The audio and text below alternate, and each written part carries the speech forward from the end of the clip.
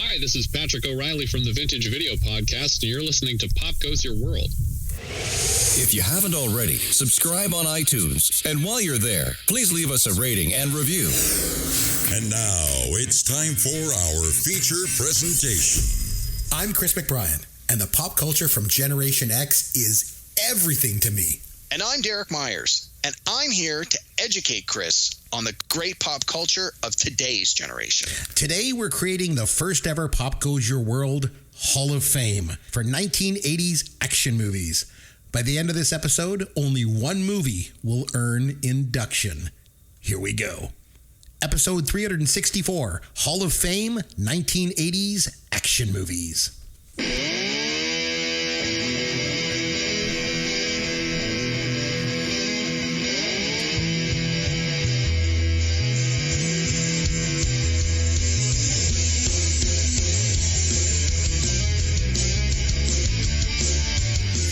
I'm Chris McBrien along with Derek Myers, and this is Pop Goes Your World, the pop culture podcast for the generations. Now, this week, Derek and I are introducing something new on the podcast, as you heard at the top of the show, the Hall of Fame. And we thought it would be kind of cool to go through a bunch of topics and narrow them down to like a Hall of Fame for each one of them. And we decided to start off with action movies from the 1980s. But before we get to our initial Hall of Fame induction, Derek, what is new in your world of pop culture, my friend? It's been a few weeks. Yeah, it sure has. We're well into summer, and we're both obviously taking some well-deserved time off. Indeed. And we actually had a chance to see each other in person in the last week, which was always great. So, that was good to do. Yep. We unfortunately didn't have a chance to do a show while we were visiting, but now we're here doing a show. That's now. Right. So, in any case, I want to talk about 4 movies. I'm going to try and be quick because I think today's episode is going to be longer. So the first one I saw is a cautionary tale of something not to watch. So on Netflix, that sounds good. I'm pretty sure it was Netflix. No, Amazon Prime, pardon me. A movie came up and said, we think you'll like this. It's new to Amazon. It's called Afterburn, one word. And I'll read you the description. You'll understand why it would appeal to me. Okay. It says, after a massive solar flare destroys the Earth's eastern hemisphere, an emboldened treasure hunter for hire adventures to Europe to uncover the coveted Mona Lisa, only to learn the world needs a hero more than it needs a painting. And this is this very sort of post-apocalyptic, like, we got to get all the good stuff before the other new warlords do and stuff. And I was like, okay, this sounds interesting.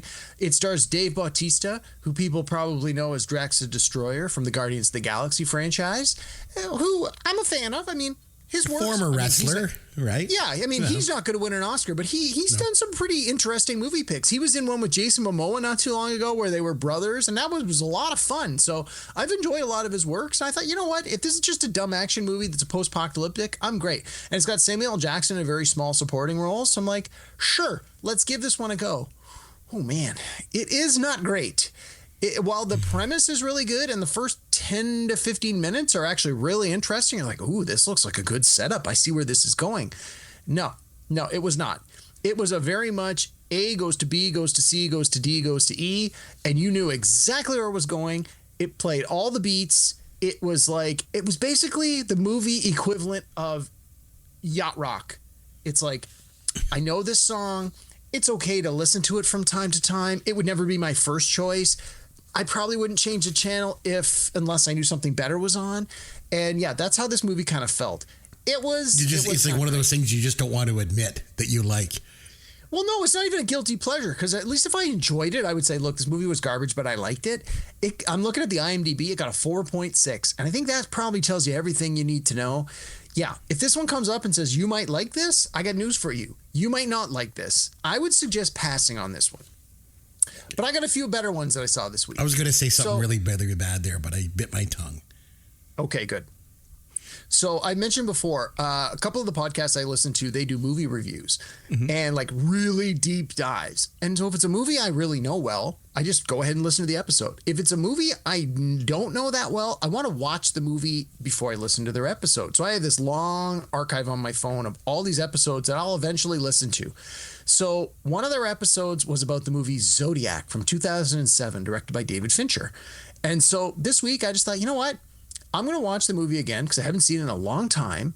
And then I'll have an excuse to listen to their podcast. Well, I forgot that the movie runs 2 hours and 37 minutes, so I had to watch it over 2 nights. It stars Jake Gyllenhaal, Robert Downey Jr., and Mark Ruffalo. If you haven't seen it, it's actually really good, and apparently it's based on a book written by one of the characters that's actually in the movie. It's apparently, again, because I don't really know a lot about the Zodiac stuff, it's very factual. Like, it's written by a newspaper person who did their homework, and a lot of people believe it's sort of the definitive Zodiac. This is the story.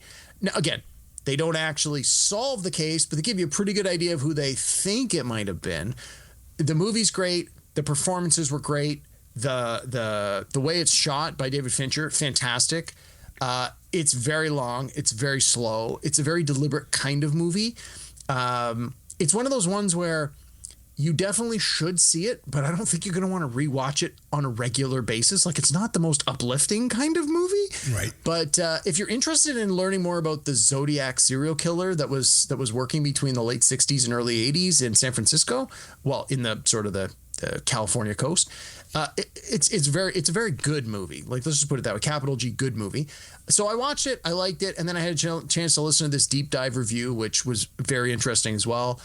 Again, I probably hadn't seen the movie in 10 or 15 years. I don't think I need to watch it again for another 10 to 15 years. While it's good, it's just not one of those feel-good movies. So, again, if you've never seen it, I would say give it a go. If you haven't seen it in more than 10 years, it might be worth a revisit. If you've seen it any more recently than that, you're probably good for a while. So, anyway, Zodiac. All right, Zodiac. Okay, now I got a totally opposite of the spectrum. I watch a animated movie intended for children. Okay. It came out in 2026, and it's called GOAT. It's actually all capital letters, GOAT, because it's a play on greatest of all time. Oh yeah, that's what we call me around here. My kids and I. I'm like GOAT. I thought dad. you were the OG.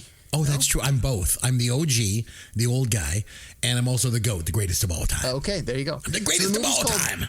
There you go. So the movie's called GOAT, and it's an animated movie about basketball, and it's about, shocking, a goat that wants to play basketball in a world where all the creatures are, all the people are animals. It's like that's one from the 60s, Gus, where the mule wanted to play football and kick the field goals. Is it a play on that? In this one, no. In this one, there are no people. It's a world where all the people are animals. Okay. It's sort of like the Zootopia movie that Disney put out. But this one was by, I believe it's by Sony. It's by the same people that put out the Into the Spider-Verse movie. So it's that same sort of similar animation style. It's that same production company. And it's your typical sort of learn a lesson, feel good kids movie, but it was actually really, really good. It runs an hour and 40 minutes, and it certainly did not feel that long at all.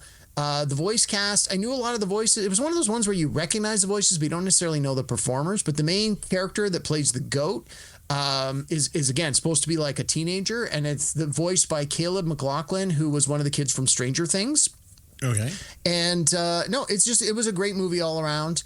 Definitely worth watching. I think I watched it on either Crave or Amazon. I can't remember which one, but it should be readily available on the streamers now. And no, it was really good. I really enjoyed it. I remember seeing the trailers when it first came out.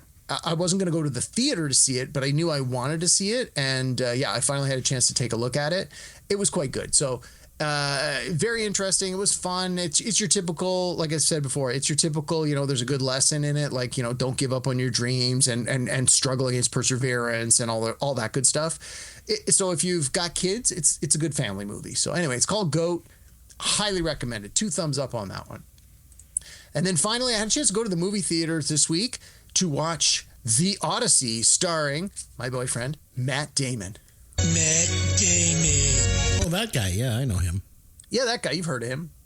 So, The Odyssey. It's the latest movie from Christopher Nolan. You know who Christopher Nolan is. He won the Oscars last year for Oppenheimer. Best movie, best director.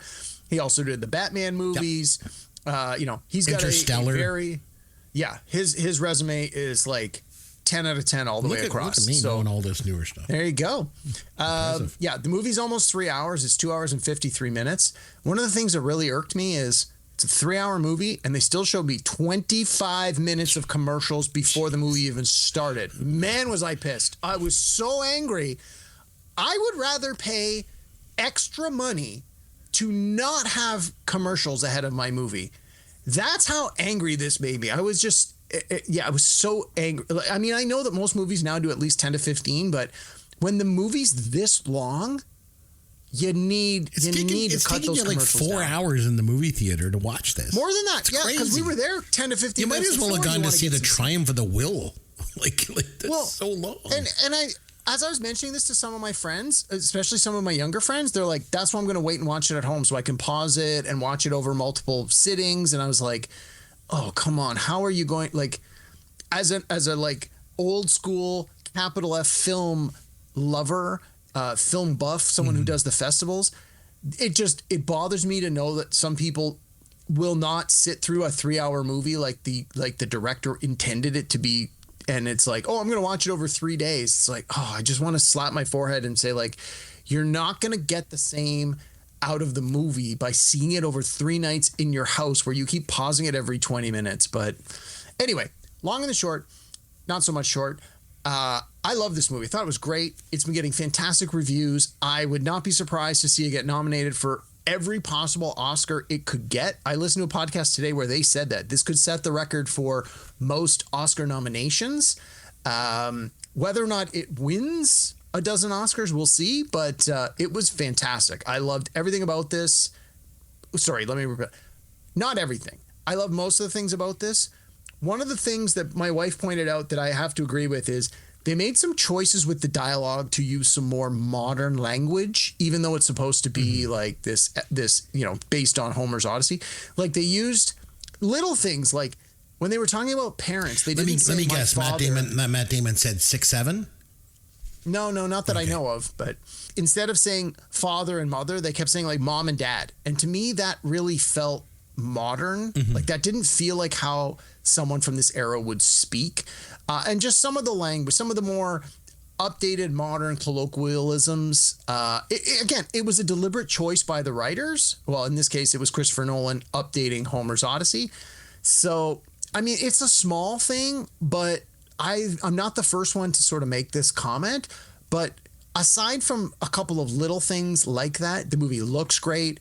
The action sequences are fantastic. The story, the way that the story's told is very interesting. And it's not just your normal linear storytelling. There's like flashbacks, which I think really works well with the kind of story they want to tell. Because for those who maybe haven't read the Odyssey, the story takes place over like 20 years. So to just tell it from year 1 to year 20, it may not have the same impact as, especially when you're watching it as a movie. But no, it was really good. I strongly recommend it. Try to see it in the theater if you can. Try to see it all in one sitting if you can. And so that was it for me. Lots going on in the last few weeks. It's been a couple since we did a show. Nice. Chris, over to you. What did you see? What did you do this week? My wife, and you'd be proud of me. My wife and I decided we'd start watching a newer show on the streamers, and we started watching The Terminal List. Have you ever heard of it?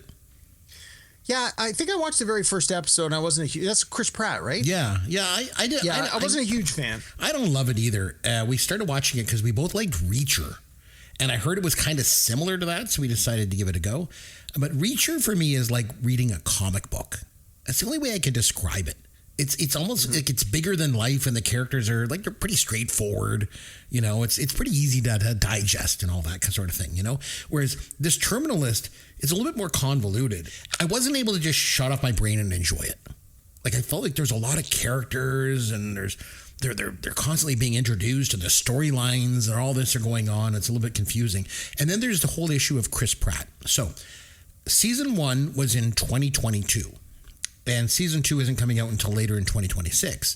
And I guess it had to do with his movie shooting schedule or something like that. But anyway, that's not the issue. Here's where I don't know. Maybe I'm just going crazy. But to me, Chris Pratt looks different. And it's not just like he has a different haircut or something as simple as that. There's a few times I'm watching this show and I'm thinking, that doesn't even look like Chris Pratt. And in fact, a couple of times I was thinking, if you hadn't told me, I might not even recognize that it was him at all. So I don't know what's going on with the guy, but I don't know. It wasn't just me either. My wife was like, yeah, he looks different. I don't know what's going on. And I know him from the Jurassic World movies because my kids love those and they play them all the time. So I know what the guy looks like. And we watched Guardians of the Galaxy here on the podcast. So I've seen him.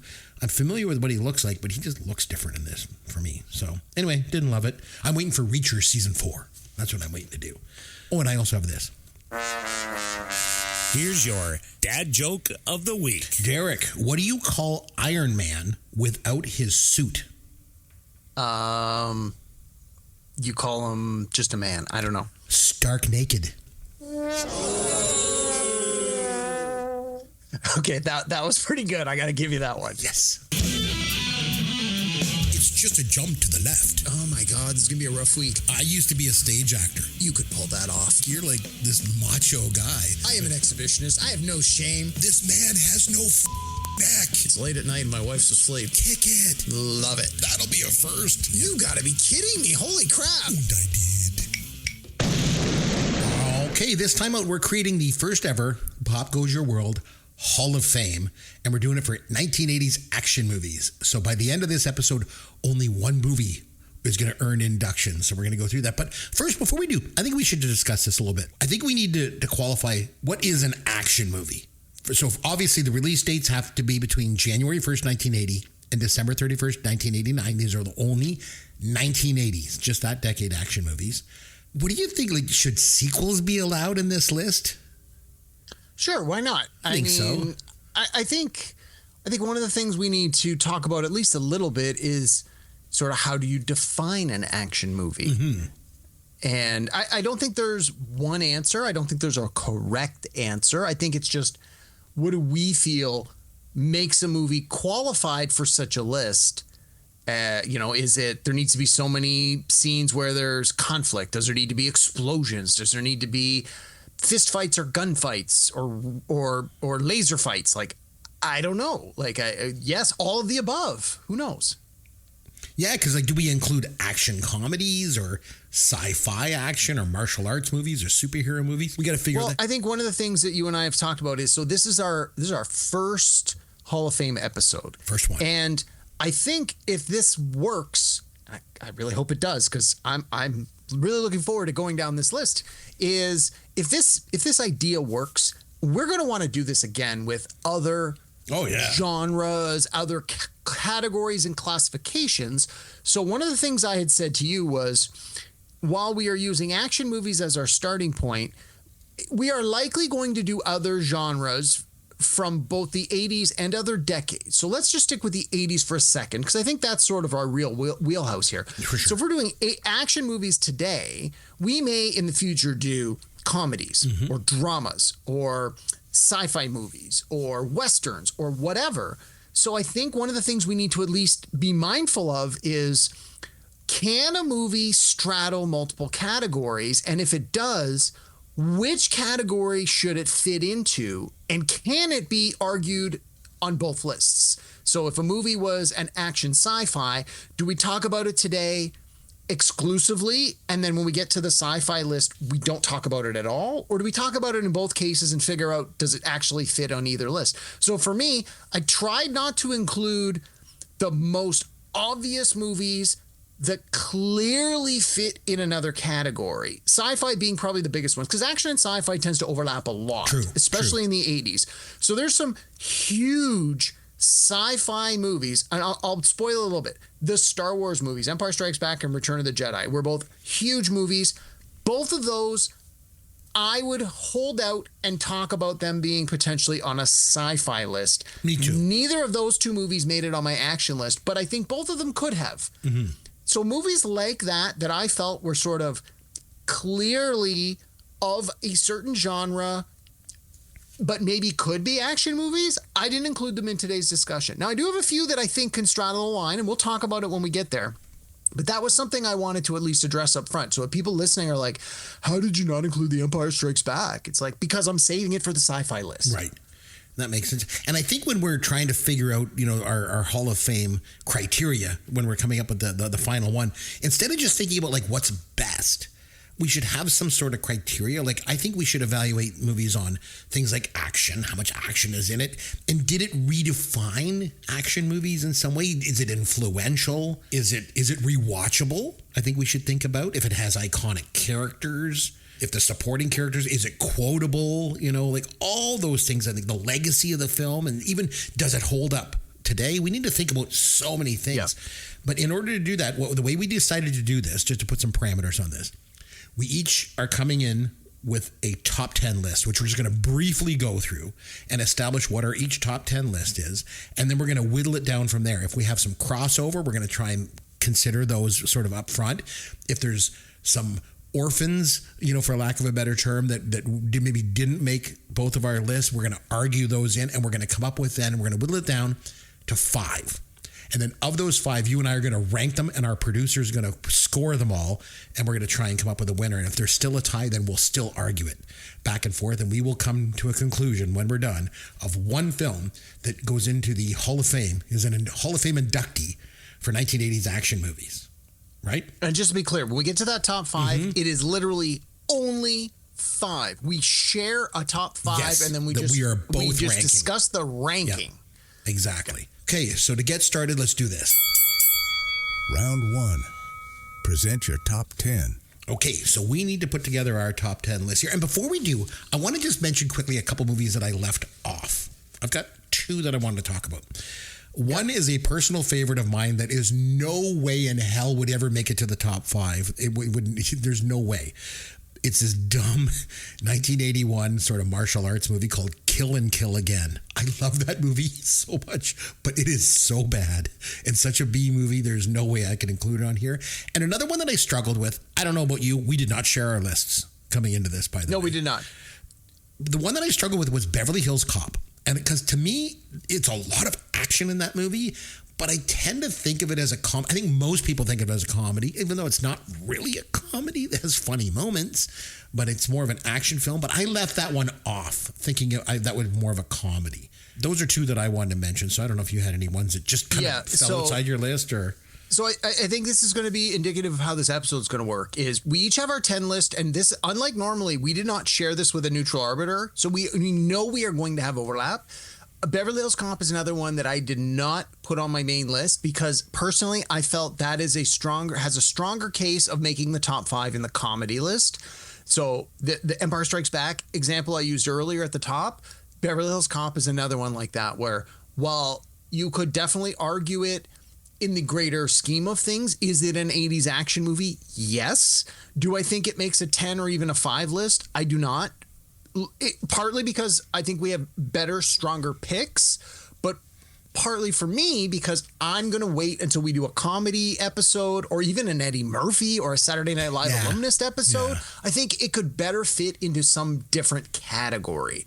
So yeah. I also want to say before we get into the lists, one of the things that we again, we didn't talk about this ahead of time and we don't have to get into it too much right now, is we talked about like sort of what makes an action movie. And one of the things that stuck out to me when I was looking over, lots of different people have made lists of the top 100 action movies of the 80s, is violence does not equate to action necessarily. So a movie that is excessively violent doesn't automatically mean that it is an action movie or that it is even a good action movie. Now, in all fairness, some of my picks, which are absolutely action movies, do have a lot of violence. But I think it's an important distinction. We are looking for action, which can come in many forms, which we will talk about as we go through our lists. But action does not always equate to violence. And I just feel it's important to state that up front. Yep, I think that's fair. Okay, so let's go through our top 10 list here. I put mine in order. I don't know if you did. It doesn't matter if they're in order. I put mine in chronological order. Okay, that's fine. Other than that, yeah. It's fine because, we're going to see if there's any crossover. But I'm going to start with my number 10. You want me to kick this off? Normally, I let you go first, but... So, I got a question for you. Yep. If you and I have the same movie, do you want me to acknowledge that my movie... how about this? You do your pick. If it's on my list, after you've said your spiel... I will acknowledge if it's on my list, and if it is, I'll do a little run on it, just so we don't have to keep revisiting the same movie over and over again. We're not going to do deep dives on these. We're just going to kind of mention them off. 10 lists maybe a reason why we put it on the list. So I'll start with my number 10, okay? And I know this one's on the bubble, and that's why it's my number 10. I know it's not going to be on your list, but I just wanted to get it in there. And I'm going with 1985's Remo Williams' The Adventure Begins. I don't care. I love this movie. It is fun. And for me, it's endlessly rewatchable. It's entertaining. There's lots of action in it. I love Chun, the character, I think he's great. It introduces a new world with new characters in it. So it's on my list. So Remo Williams, The Adventure Begins, is my number 10. So I got that one. Yeah, what do you not got on for my 10? list. I Not on my didn't think list. so. And I will comment, 'cause, again, we reviewed this on our podcast a while back, but Remo Williams is based on a series of books called The Destroyer. And I've actually read a bunch of them, and they're a lot of fun, but man, oh man, are they of their time. They do not hold up based on today's standards, nor does the movie for that matter. No, it doesn't. But I love it. I've always loved it. So, okay. My list, again, I have it in chronological, but I kind of want to jump around a little bit. Sure. I didn't rank these, so I'm literally just going to sort of pick a couple as we go here. So I'm going to start with 1987's RoboCop. Oh, nice. This to me, so I've heard a thing that said your favorite movie is going to be a movie that you experienced when you were 13 years old. RoboCop came out when I was 13 years old, and while I couldn't see it in the theater, I did see it the day it came out on video, and I love this movie. Again, this is another one we've reviewed a lot of these movies on our podcast. We reviewed this movie. It's a great movie. But for me, while it is action-packed, I'm sort of on the bubble of, should this be in the science fiction category versus the action category? Normally when I think sci-fi, I think like outer space or lasers or time travel or something that's just like ridiculous that you can't do here in the now. I'm not saying that you could make a RoboCop here and now, but RoboCop to me, from a sci-fi perspective, kind of feels just outside of what could be possible. So I don't know. I think I would probably classify this as action over sci-fi, and I that's why I put it on the list. I do think it makes my top 10. I do not think it will make my top 5, but I like this movie. I think it really holds up well. I think it's super rewatchable. I think some of the effects maybe don't hold up so much based on today's standards, but I do think some of the effects still really look good. And I think the message of this movie is still as relevant now as it ever was. Just the idea of the corruption in politics and police, and the idea of, doing the right thing is important. But again, from an action point of view, there is a lot of action. And this is, unfortunately, a bad example of one where there is an excessive amount of violence. Yes, there is. But there's also a lot of action in this one. So that's why it made my list. I'm going to put it at number 10 for my list. This is RoboCop from 87. So I'm gonna jump one up here. I'm gonna go up to my number 8 here because I had RoboCop at number 8. So I agree with you. It's on my list as well. Yeah, I understand where you're coming from. Is it like a science fiction? No, it's an action movie through and through. I think lots of violence. The scene where the guy gets his head exploded and stuff. Oh my gosh. So RoboCop's on my list. So it's back to you. What's another one you got? Okay. So this is my first and not my last entry from Arnold Schwarzenegger, who was obviously a big presence in the 80s. Mm-hmm. And this is one of the other parameters we sort of put in was we wanted to make sure that the same performer wasn't overrepresented on either of our lists. And I think you can't talk about 80s action movies without Schwarzenegger, so he's obviously going to appear a couple of times. And this is another one that maybe should be on the sci-fi list, and I'm going with Predator from 1987. Nice. So, again, it's literally about an alien in the jungle and the special forces group that has to fight this alien. So, I mean, there's an alien. It's clearly science fiction because there's an alien. But that's not really, while that's a big part of the movie's not about it's not like aliens calm down. Like it's more the human element of it, of the special forces group is trying to rescue these people and then they find there's this problem in the jungle and blah, blah, blah. The hunt that goes on and stuff. It is all about, the good. Action is it's sort of that action thriller split where it's like, we as the audience, especially the first time through, we don't know anything about this alien. He's camouflaged. They can't see him. He's got this laser scope. And he can shoot them from a distance, and he's picking them off one by one. Like, it is thrilling. It is action packed. It's got Arnold Schwarzenegger. It's got Jesse Ventura. It's got Action Jackson, Apollo. What's his name? His real name? Carl Weathers. Yeah. Like, it is like. And in the 80s, like, these guys were all huge action stars, and you're like, oh my god! And Jesse Ventura was a wrestler at the time, and he's got one of the best lines in the movie. I ain't got time to bleed. It's so good. And I mean, it's to your point about, is it rewatchable? Is it quotable? Yeah. It's got the meme of the two guys with where they arm, like they got the arm hand in hand with the big muscular arms. Like, this has stood the test of time. There's been a bunch of sequels. There's been a bunch of reimaginings. Like, this idea of the Predator as a franchise became a thing, but you can't ignore the Schwarzenegger of it. When it came out in 87, this was a huge successful movie. So this is one where, while you could argue it on the sci-fi list, I think it needs to be on the action side. So it's my number 2. It's number 5 on my list. So we have another crossover. Okay, I put it up pretty high. I agree with you. It is endlessly rewatchable. Lots of action in it. Schwarzenegger was like, the be all and end all of action movies or action stars in the 80s. So yeah, it's number 5 on my list. So, okay, give me another one. What else you got? Okay. I know actually, you know what? I'm going to give you one if you don't mind. Sure. I got one here because I'm pretty sure it won't be on your list. I wasn't quite sure how to define it, but I'm going back to 1981 and a movie that I think is just a great action film, and it's got a great story to it too. I went with Superman 2. That almost made my list. Yeah. Really like that movie. And it's like I say, it's rewatchable. It's a lot of fun to watch. I think it's better than the first Superman movie. And I like this first Superman movie. The first Superman movie from 1978, I think you said it best when we reviewed that like a couple of years ago. You said that's more of a drama than it is an action film. And I think you're right. But the second one, nope. All bets are off. It's like the bad guys come down to earth and it's just action like crazy. It is great. Superman 2 made my list, so I got that one. Okay. I'm going to go with one that I also know is not on your list. Again, I want to remind the people listening, I didn't rank my list like Chris did. I'm sort of doing it on the fly. So don't yell at me that like, how did this be number 8 when these other ones were numbers 9 and 10? So in 1988, Steven Seagal put out his first mainstream movie, Above the Law.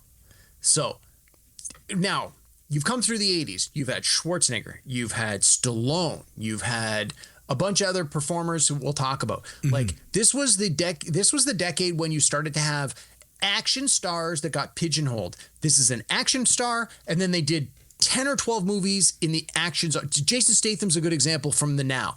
He did a couple action movies, and for the last 20 years, he's been riding that train. Jason Statham, action star. And this is what was happening. You had Jean-Claude Van Damme, you had Dolph Lundgren. Like, you had all these performers, and some of them, you're like, this guy can't act, but you put him in a movie where he fights someone or shoots a gun, I'm all in. And this was Steven Seagal sort of riding that train, except, we're going to ignore what he is now. But in the 80s, like, he was this, fit guy who had this form of martial arts we hadn't really seen on camera before. He was highly respected in the industry, although that went away after not too long. Like, again, we're not going to worry about the here and now. We're going to worry about what was he in 1988 when he made this movie. Like, he was an up-and-coming star, and they put him in a ton of movies, and they made a ton of money. The first one was Above the Law, and if you haven't seen Above the Law in a while, go back and rewatch it. It really holds up. It is really good. And Steven Seagal kicks some ass in that one. I don't think this should make our ultimate top 5. I think when we wait to do our 90s action movie list, we're going to talk about Under Siege, which I think maybe Steven Seagal makes. If he has to make any of our lists, that's where I'm going to make my case for him, is when we do 90s action movies, I'm going to talk about Under Siege. That's where I think he fits. But I do think Above the Law needs to be at least acknowledged as an 80s action movie, and an important 80s action movie for that reason. So that one's on my list. All right, I got one for you. I have it down at number 9, but I got to mention John Carpenter's 1986 Big Trouble in Little China.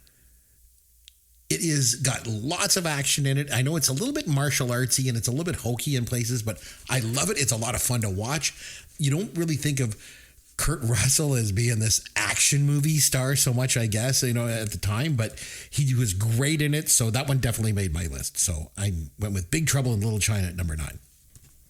Yeah, I think we reviewed that for the podcast, and I'd never seen it before, and I wasn't a huge fan of it. I'm shocked that you had never seen that one. And yeah, I just, it's not my jam. We watched it, I didn't really love it. I do like Kurt Russell a lot, and honestly, if he was going to make my list, I would have put him in with Tango and Cash, which was on my short list but didn't make the cut. But yeah, anyway, so I'm going to go with my next one here, and this might be an unconventional pick, but it may be on your list. 1986 Top Gun. This is Tom Cruise. This is the Navy. This is fighter pilot. So this is a different kind of action movie, right? People could argue this should be more of a drama or a romantic drama, because there's certainly that element of it. But when it comes to the scenes with the airplanes and the dogfights, like that's action. It's not fist to fist. Obviously, it's airplane to airplane, and those sequences with the airplane were awesome. Like, this movie has stood the test of time. It is a favorite. People rewatch it. They made a sequel that came out 5 years ago, and the sequel, arguably is every bit as good as the original. Like in my mind, Top Gun is an action movie. It's a different kind of action movie, but it's also sort of Tom Cruise's coming out party. Like he had been in some movies, but he had never been sort of the lead before. And then he comes out into this movie, and this just cements him as a leading man. From every movie after this, he is the first name on the poster, and his star just keeps rising. And like he is obviously still making action movies with his Mission Impossible stuff. But again, I don't know if this makes our top 5. I think, again, we wait for the 90s to talk about Tom Cruise and Mission Impossible. I think that's sort of where he probably fits better. But this was on my list. Top Gun I was is never a huge, it's not on my list. I was never a huge fan of Top Gun. My wife really liked it. And she said to me once, she goes like, on your podcast, she never listens to the show, by the way, ever. But that's good for you. Thank gosh. Some of the things I say.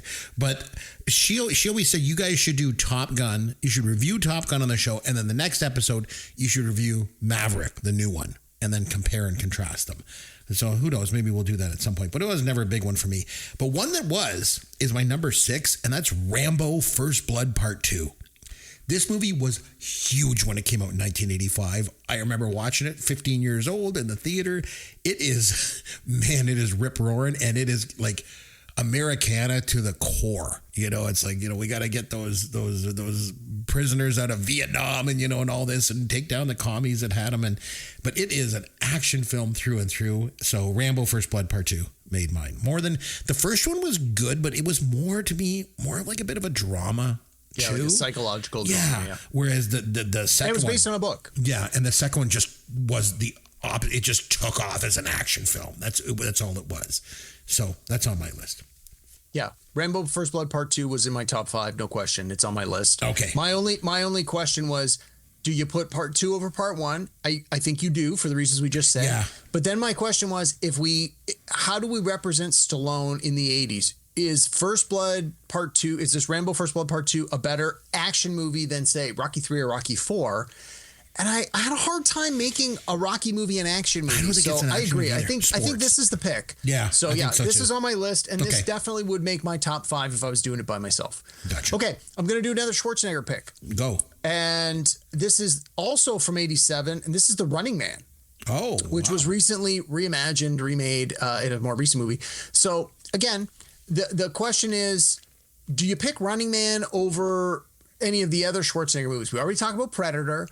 He's got some, we'll call them genre movies from the 80s that I think will make some of the other lists. So it's like, where do you have Schwarzenegger represented on this list? For me, this is more of a personal pick. I love the Schwarzenegger Running Man. I love the campiness of it. I just like that it's like a murderous game show. You know how much I love game shows. It's got Richard Dawson in it. Like, there is so much to like about this movie. It didn't win any Oscars, and you never believed it would.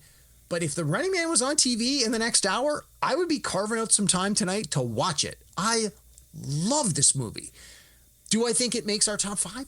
I don't know, but as an 80s action movie, it hits all the notes for me. It's got the Schwarzenegger giving it that extra check mark. I love this movie. So that was one of my picks, was The Running Man. It's not on my list, and there's a few things I don't like about that. First of all, it was based on a short story by Stephen King, who I think it was in the Bachman books. And, it was. And I really liked that short story. It was really good, and it was quite morose and stuff, whereas the movie is not like the book at all, or the short story. It's campy, like you said, and like Richard Dawson is in it. And like, to me, I don't know. It didn't hit the mark. It didn't represent the source material the way it should. So no. Whereas if they made they made the movie true to the book or the short story, it wouldn't really be an action film, because it was not an action story. It was more of like this, the crazy thing where they had these guys lined up and they had to take off and not get killed and stuff like that. So, but it wasn't really action. So, yeah, the new movie sort of follows that. From what I understand, the new movie follows the book a lot more closely. Mm-hmm. Okay, so I got one for you. It's from 1987 as well, and it's Lethal Weapon. I think it's an action movie through and through. You could argue it's a cop film. There's lots of action in it. I think it's great. I love the leads together. They have amazing chemistry. We've reviewed it here on the podcast before, so Lethal Weapon makes my list. I had it at number 4. So Yeah, Lethal Weapon makes my list, and it would definitely be in my top 5. I figured it was on your list, which was part of the reason I didn't want to. I didn't want to step on your toes on this one. So I got 3 left that we haven't talked about yet on my list. The top 2 I think are going to be overlaps, so I'm going to skip those for a minute. Okay. I'm going to go to the one that's remaining. So when we do this show, so we are 2 old white guys, and we have a certain perspective on movies. And honestly, I've had some feedback from other people that, you don't talk about this enough. You don't talk about that enough. And it's like, sometimes we just don't have that perspective. So I always try and go out of my way well, not necessarily out of my way, but I always try to be mindful of things that we don't always include in our show. So I want to include a foreign film from the 1980s. It's an action film. So in the 80s, director John Woo was making some amazing action movies. Now, were we seeing them here in North America in the 80s? No, because, they weren't released in theaters. But they eventually got released on video and DVD. And I found a lot of these John Woo movies from the 80s and early 90s when I was working at Blockbuster Video, and it blew my mind. And then when John Woo started directing movies that were released in North America, people went nuts for them because he really knew how to make an action movie. Yes, and so I'm gonna talk about the movie The Killer from 1989 by John Woo. It stars Chow Yun-fat, who John Woo and Chow Yun-fat did a ton of action movies together. Before this, they did A Better Tomorrow and A Better Tomorrow Part 2, which are also excellent. If you have not seen them, they are fantastic. The Killer came out in 89, and then they did Hard Boiled in 92. All 4 of those movies, 10 out of 10 action movies, no question. But I would argue that The Killer from 1989 by John Woo was his best action movie of that 80s, 90s genre. This is the one that got him noticed in North America. This is the one where people that give them, that give directors money to make movies went, oh my God, we need to give that guy some money to make some action movies. All these things like John Wick and stuff that are popular now, this is what influenced that stuff. Though these newer movies wouldn't have been what they are without John Woo laying the groundwork, and The Killer from 1989 has to be acknowledged. I do not believe it'll make our top 5. I know it won't make our top number 1, but I absolutely needed to make sure this was on our list. So I have to acknowledge that The Killer from John Woo, 1989, is definitely in the top 10 action movies of the 80s without question. I think that's a good pick. I would say that I haven't really thought ahead to this, but if we do this topic for the 90s for action films, Hard Boiled 100% makes my top 3. It's that good. Oh, me too. No question. No question. And the thing that always got me about watching that when I was younger was, like you, up until then, I thought like Americans have cornered the market on action films. Like that's just all there is to it. You got Schwarzenegger and Stallone, and they've got this wrapped up. And then you watch Hard Boiled, and you're like, wow, this is so good. This is so good. And Chow Yun-fat was amazing. And you're right. I think that movie was the one that really got him noticed enough to start making movies in the States. But oh my God, it's so good. So I'm glad that you mentioned one of his. One that I want to mention, it was at my number 3, is The Terminator. I struggled with, is it a science fiction movie? Is it not? It is an action movie to me through and through. So I went with The Terminator from 1984. Put it on my list. So for me, Terminator, I held out for sci-fi. I figured between the time travel and the fact that he's a robot, we're going to have a hard time not putting that in our top 5 sci-fi. So I'm just like, I put it sci-fi list. Okay, that makes sense. I have 2 movies left on my list. You got 2 movies left on your list? I got 2, and they have to be the same ones. I'm sure they're the same. I literally have, under each movie, I have some notes. And for both of these, I just put top 5, no notes. So my next pick is Raiders of the Lost Ark. Yeah, that's my number 1. Top 5, no that's notes. My number 1. I don't have to say anything more than that. Yeah. What is your other pick? So Raiders of the Lost Ark is my number 1. My number 2, I'm sure, is the same as yours. Is from 1988, Die Hard. Yeah. That was my other one. It's got to be, top right? 5, no notes. Yeah. No, that was an easy pick. Yeah. Okay. So then that means if I'm looking at our top 10 list here, I've been kind of making notes along here. We have 1, 2, 3, 4, 5. We have 6 movies that overlap. I don't know, do they automatically go up to the top 5 when we go from there? But they are Raiders of the Lost Ark, which I think goes to the top 5. We agree? Yes. Die Hard goes to the top 5, right? No question. Yep, for sure. Lethal Weapon going to the top 5? I think so. Rambo First Blood Part 2. Let's say soft yes. I'm saying yes for sure, and I'll argue that one. And then the last 2 we have are Predator and RoboCop. And both of those ones to me were straddling the line between sci-fi.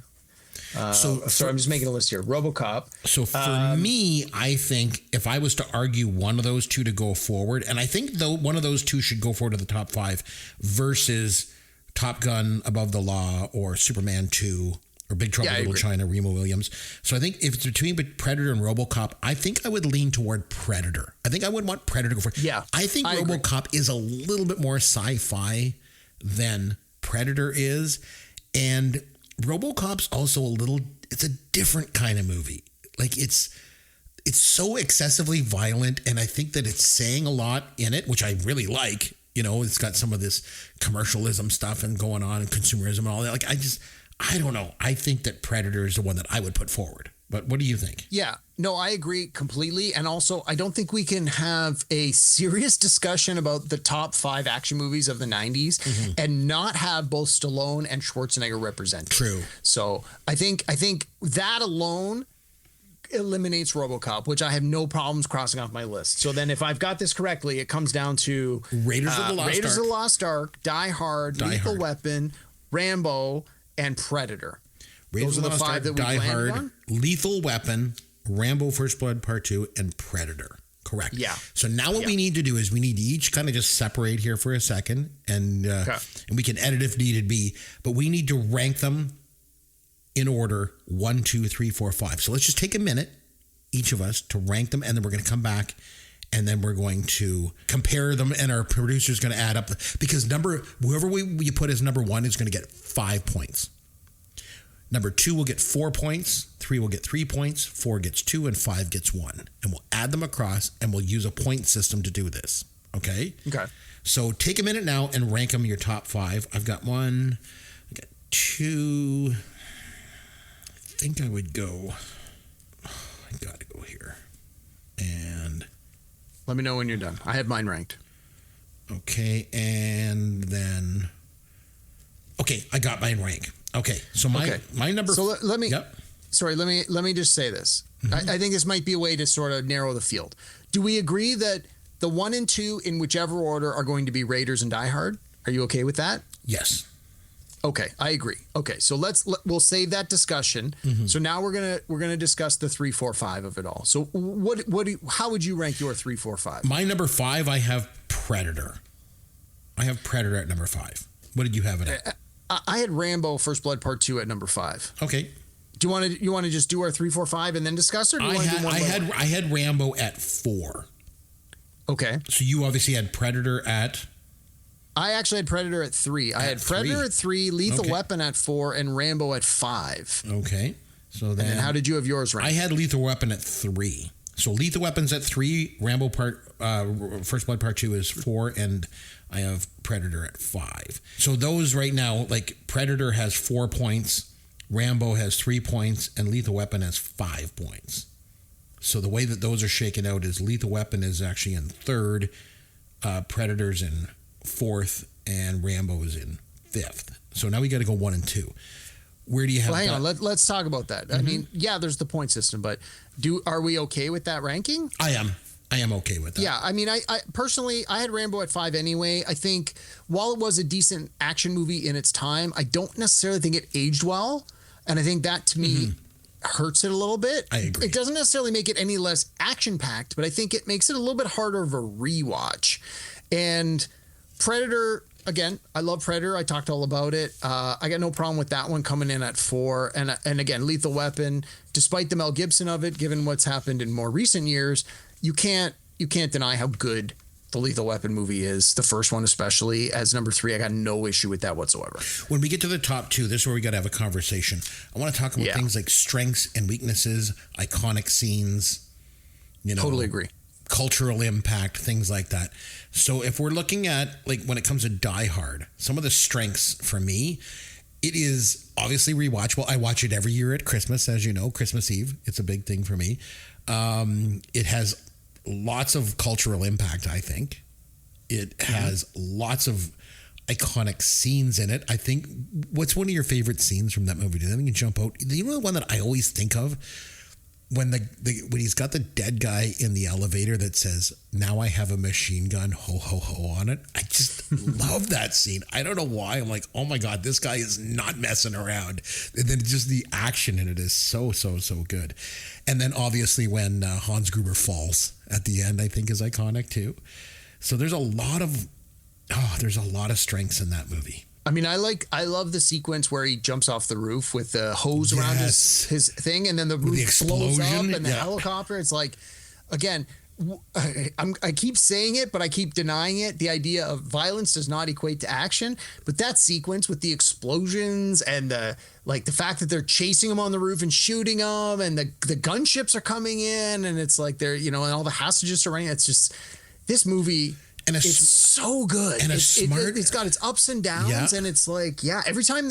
And I think both our top two picks here are like this. It's like you have heavy action, and then you have just enough time to catch your breath, and then more action. And I think Die Hard just really, really does it well. And the fact that Bruce Willis up until this point had not been, like, nobody thought of him as an action star. He was in Moonlighting. For crying he was out a loud. regular guy. He was a dramatic actor. Yeah. He had done Blind Date. He was in stupid comedies before this. He was in Moonlighting. You could argue it's sort of a drama comedy TV show.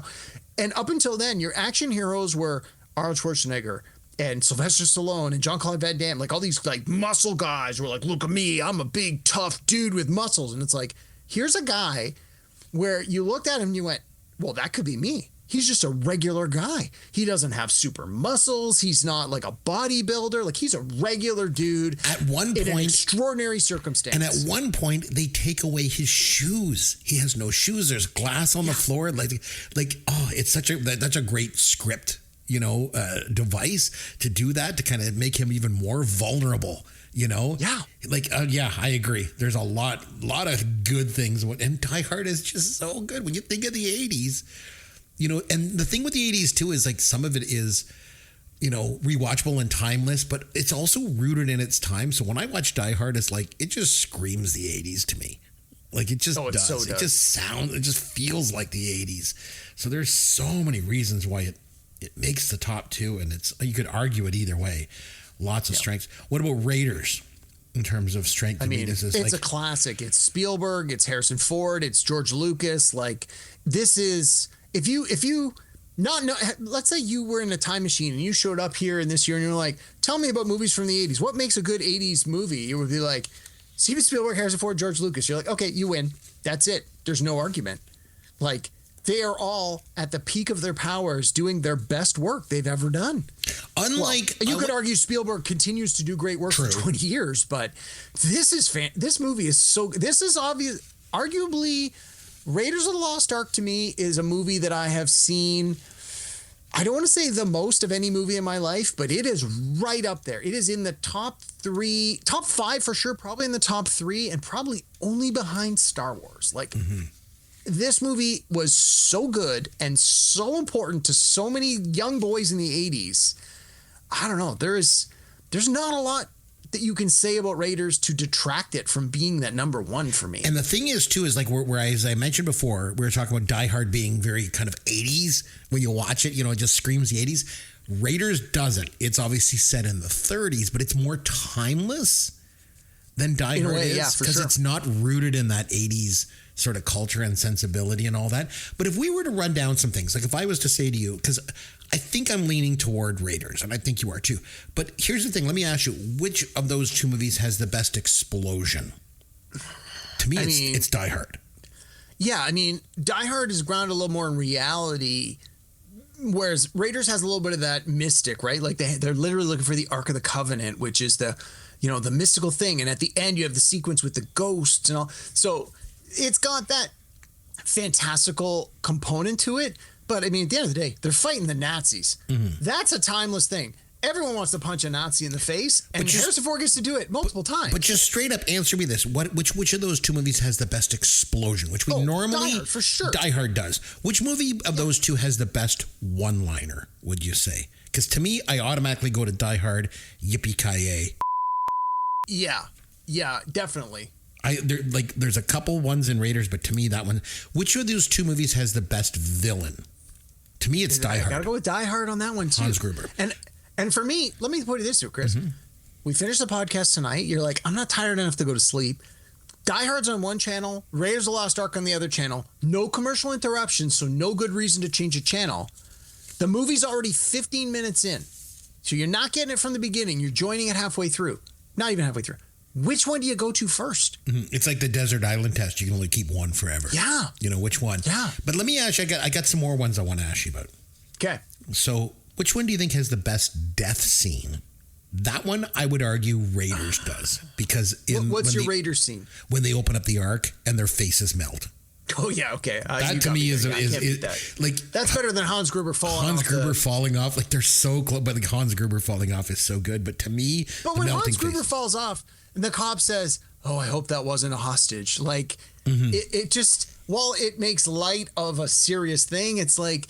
It just ties the sequence together. Whereas, again, as I mentioned, Raiders... It's sort of that fantastic, mythical, mystical. It's like the movie up until that point has more or less been grounded in reality. To me, that's the part that takes it a little over the top. I'm not saying I don't enjoy it, but it sort of separates the two movies. Die Hard to me, while extreme, I could believe that sequence of events could really happen. Raiders of the Lost Ark, again, there's a lot of completely unrealistic things that you do believe a person could do until you get to that final sequence. I don't necessarily know if that's a strike against it because that's the kind of movie Spielberg's making. But when you're talking straight up, we're just looking for an action movie, which one's which? I don't know. All right, let me ask you, which one do you think has the best final battle? Again, a big part of action films. I think Die Hard has a better one because I think the Raiders one is very subdued. Like Harrison Ford's tied to a stake for half of the final sequence. Which one do you think has the best practical effects? I think we've got to go with the Raiders. Yeah, I think. Okay. Again, though, given the kind of movie it is, I think that you need that practical effects budget. Which one do you think is most rewatchable? Well, I mean, I've already said I'd watch Raiders more than Die Hard, but I think if Die Hard had come out 7 years earlier, this would be a tighter conversation. Because like you said, I watch Die Hard every year at Christmas, and the 2 or 3 times it shows up on cable during the year. Okay, which one has the best soundtrack or score? For me, it's Raiders, no question. Right? Yeah. Best fight scene? I'm going with Raiders. Because Raiders. When he's fighting the Pat Roach's character, the bald guy at the flying wing, that's pretty cool. Yeah, with the airplane. And you could even argue where he just shoots the guy instead of fighting him too. Best gunfight has got to be Die Hard, I think. Best movie. Yeah, I mean, you could argue the Raiders one where he just pulls out the gun and shoots a swordsman, but no, I mean, Die Hard's more of a guns movie because it's more modern. And which one do you think has the best movie poster? I'd go with Raiders. Yeah, for sure, Raiders. So even though we were looking at saying Raiders is the one we want to pick, when we go down this list of things we just did together, Die Hard actually has a few more. So yeah, you're kind of swinging. Really tough to go. When we proposed this topic, I'm like, well, it's Raiders number 1 and Die Hard's number 2, but I'm like, I don't know. You're kind of convincing me. I'm kind of convincing myself that I kind of want to go with Die Hard. So if we did the time machine test, which movie do you think best represents the decade? Because we are saying 80s action films. And to me, I think Die Hard better represents the decade of the 80s than Raiders does. Well, I do because it's set in the 80s, but I also think Raiders as a movie, as a phenomenon, as a springboard for Harrison Ford and Steven Spielberg, it came out in 81. So it was in the 80s longer than Die Hard. It had a bigger presence throughout the 80s. So when you talk about like culturally which movie was more important or was better in that sense, you have to acknowledge that it's Raiders of the Lost Ark. But they're both great movies that have both stood up the test of time. They're both rewatchable. They're both movies that you stop 20 people on the street and say, have you seen Raiders of the Lost Ark or Die Hard? Everybody has probably seen both of those movies. Yes. You know, we're not saying, have you seen Above the Law? And people are like, what the hell is that? Like, no, of course not. Let me ask you this. First recommendation here. A 20-year-old comes up to you and says that they've never seen an 80s action movie.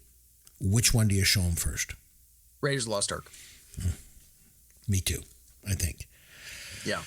So then it really just does come down to whether or not we're going with Raiders number 1 or Die Hard number 1. What is your gut feeling here? I think my personal, you know what, when you do like a hockey pool draft, they're like, don't bet with your heart, bet with the stats. My heart is telling me Die Hard, but the stats are telling me Raiders of the Lost Ark. The textbook answer, from my opinion, has to be Raiders of the Lost Ark. And I think if we pick anything other than Raiders, we're going to get nothing but crap. But I really, really want to say Die Hard. What about you? Where are you leaning? Well, I think that we need to also look at the bigger picture, and when we think of what are my top, 4 movies of all time, which one is in there? Is Die Hard in my top 4 movies of all time? No. Is Raiders in my top 4 movies of all time? It is. So I would lean toward Raiders of the Lost Ark. To me, is I think the one I think I would finally have. Even though we have really made the argument for Die Hard here more than I thought that we would. Much more than I thought that we would. I thought this was a slam dunk. Yeah, I can't believe I'm saying this. I begrudgingly acknowledge that Raiders of the Lost Ark should be number 1, and I cannot believe I have to qualify that pick after everything we just said about Die Hard. I guess I never really thought about it from the action movie perspective, but yeah, and again, I think our 1 and 2 picks here are so far ahead of the number 3 pick. Yeah. Like, it's not even close. I agree. 3, 4, 5, I think there was some discussion to wiggle them around, but there was never any doubt these would be the top 2. I think I got to go with Raiders. I'm surprised that it came. That was as close as this, because it didn't, coming into it, I didn't think it would be. But on that note. And the winner is. It's Raiders of the Lost Ark. Number 1, 80s action film that, according to us anyway, is definitely Raiders of the Lost Ark. So I don't know. That was pretty good. So if you were listening to the podcast, if you disagree with us, if you liked our top 10, if you didn't, if you like our Hall of Fame pick. What did we miss? Yeah, what did we miss? What snubs? There's some obvious movie that we're like, oh my God, how did that not make our top 10? I'm sure. Like, I got to tell you, some of the ones that didn't make my list that were right on the cusp, I had Commando from 1985. I had Bloodsport from 1988. And believe it or not, I had Roadhouse from 1989 that's a good as pick sort too. of on the cusp. And then obviously, like I said, Empire Strikes Back, Terminator.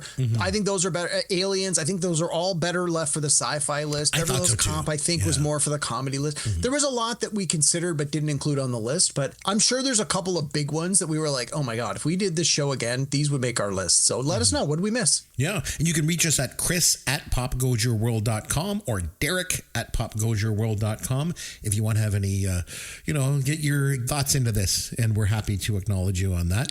But on that note, what do you say that we have some Fun with Caveman. All right, my man, we have played this game before, and I think it's time that we go back here and play this one again. Pick the flick. Yeah, pick the flick. You get the synopsis, then pick the flick. You get the year, pick the flick. All right, we played this before. We know how this wins. I'm going to give you the year and the synopsis, and all you got to do is guess the movie. All right? We always have a common thread. But what I'm going with are some of the lesser-known 80s action movies. Oh, boy. I think you're going to do good. I'm actually probably going to do really well. I think you will. I like a lot of cheesy 80s action movies. So there's lots of lesser-known 80s action movies, but they're still good in their own right. So I'm going to give you the year and the synopsis. You tell me the 80s action movie that I'm talking about, okay? So we're going to start with 1988, okay? Vengeance drives a tough Detroit cop to stay on the trail of a power-hungry auto magnate who is systematically eliminating his competition.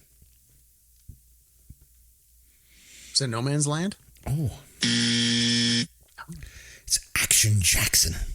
Oh. With Carl Weathers. Yeah. No, the movie No Man's Land was about a car thief who stole Porsches. It had Charlie Sheen in it. It was really good. Started with a hard one. Okay, next one's easier, I think. 1983. Rebellious Vietnam vet and police helicopter pilot Murphy and his rookie partner are assigned to test a cutting-edge helicopter prototype. Murphy is surprised when the lead pilot turns out to be a fellow vet and personal nemesis. I love this movie. This is one of my guilty pleasure movies, Blue Thunder. That movie's really good, actually. It is. Yeah, Roy Scheider and Malcolm McDowell. Mm-hmm. Yeah. So good. Okay, 1984. An adventurer, brain surgeon, rock musician, and his crime-fighting team, the Hong Kong Cavaliers, must stop evil alien invaders from the 8th dimension who are planning to conquer Earth. I don't know the full title. I know it's Buckaroo Banzai, and I want to say it's Buckaroo Banzai and the Adventures in the 8th Dimension or something. Yeah, we'll give it to you. It's The Adventures of Buckaroo Banzai Across the 8th Dimension. Oh, okay. Yeah. I only ever saw it for the first time like a year ago, and like while super cheese, it was a fun revisit. Oh, yeah. It's crazy. 1985. 2 escaped convicts and a female railway worker find themselves trapped on a speeding train with no brakes and nobody driving. That does not sound familiar. I have no idea. Runaway Train. Runaway Train. Oh, I saw it when I was doing the homework for this, and they were like, here are some 80s action. I saw that title and I went, never heard of it. Yeah, because Eric Roberts was nominated for Best Supporting Actor for that movie. Okay. Really? Yes. Wow. 1986, a young pilot plans a rescue mission when his father, an Air Force colonel, is shot down over enemy territory and captured. So my only uncertainty here is whether or not this movie has an S at the end of it. It's either Iron Eagle or Iron Eagles. I can't remember which one. I'll give it to you. It's Iron Eagle. Iron Eagle. Just singular. Okay. Yep. 1986, a special effects wizard is hired by federal agents to fake a mobster's assassination, only to realize he's been set up as a scapegoat, forcing him to use his cinematic illusions to survive a lethal game of cat and mouse. Yeah, this one was really good. I literally just asked you if you had seen this recently. It's called FX.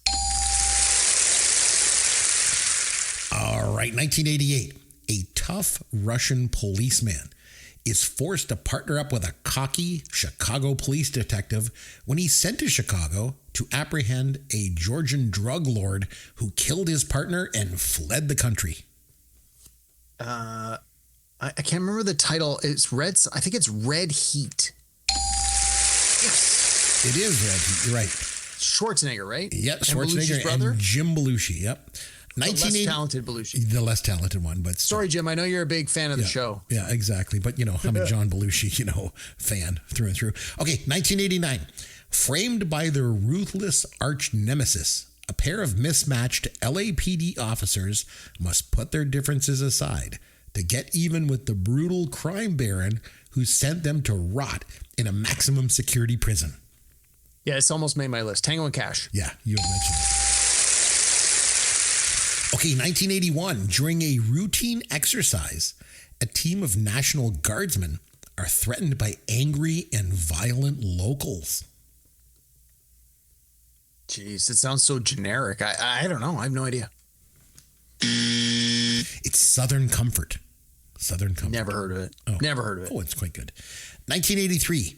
This is the last one. Okay, 1983. Texas Ranger J.J. McQuaid works alone until a forced partnership and an arms smuggling case escalate after a personal attack draws him into a violent confrontation with Raleigh Wilkes.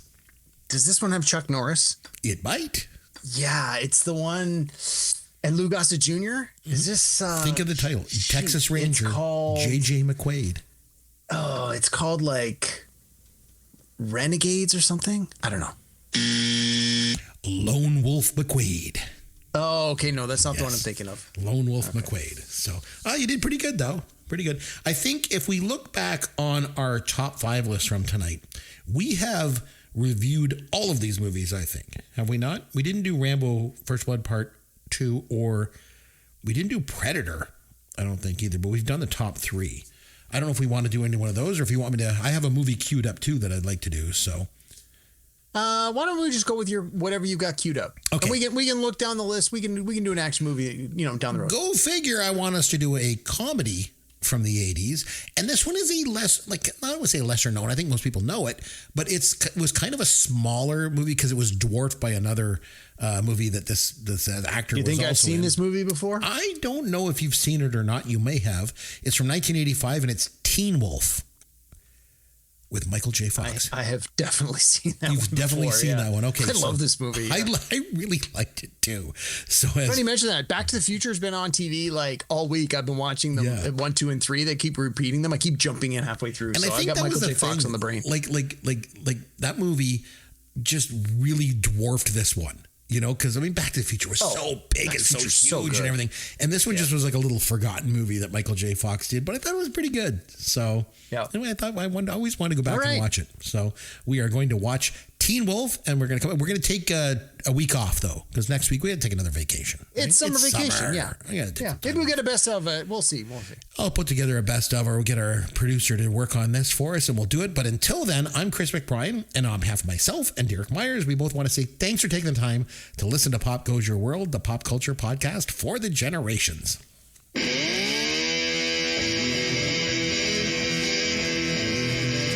Thanks for listening to Pop Goes Your World. You can contact Chris and Derek at popgoesyourworld.com. Please take a minute and review the podcast on iTunes or wherever you download and listen to the show.